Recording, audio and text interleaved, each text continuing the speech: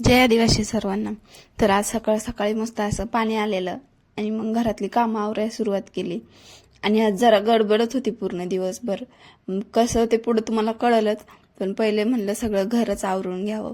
आणि सुरुवात किचनपासून, कारण का रात्री भांडेच नव्हते घातले, तसेच होते. मग त्यामुळं भांडे घासून घेतले आणि सगळं किचन वगैरे मस्तपैकी आवरून घेतलं. तर काय आहे म्हणजे स्पेशल काय होतं, तर आज वेदूचं बोरनान आणि हळदी कुंकू करायचं होतं. त्यासाठी गडबडच होती जरा, आणि घरातल्या कामांची पण वेगळीच गडबड, कारण का हे कामाला गेलेले आणि वेदूला घेऊन एकट्याने सगळं एवढं करणं ना म्हणजे मॅनेज होत नाही आता सध्या, कारण का वेदूला आगाव झालाय.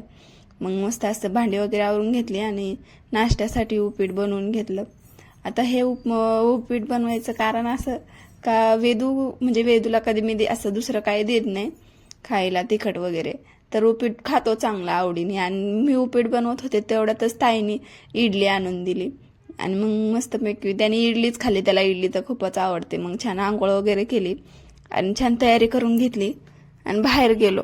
तर बाहेर अद्विकचं आणि या दोघांचं खेळणं चाललेलं, म्हणजे जे फुटलेले फटाके काड्या वगैरे काय असतात ना, ते घेऊन म्हणे फटाका लावला आणि पळत होते दोघं पण आणि मस्त खेळत होते. म्हणजे त्यांचं खेळणंच ते असते. तर त्यांनी जे दिवाळीत पाहिले ना तेच ते करतात. तर मग घरी आल्यावर मस्त अशी छान तयारी केली बोरनांची.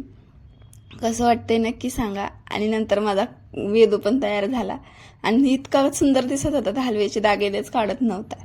आणि मग मी पण छान तयारी करून घेतली आणि मग सगळ्या बायका वगैरे आल्यावर त्याला छान औक्षण करून मस्त असं त्याचं बोरनान. आणि बिचारा वरती बसायचं तर तो सगळ्यांसोबत खालीच बसत होता, त्याला वाटलेलं मी खालीच बसायचं काय.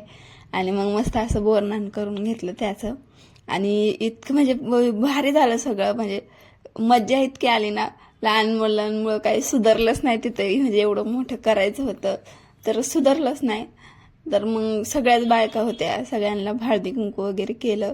आणि इतकी गोडबोड तुम्ही बघा, नुसतं असं वाटलेलं काय करू कुठं जाऊ, काय करू कुठं जाऊ असं झालं. आणि बघा किती गडबड चालली सगळ्यांची.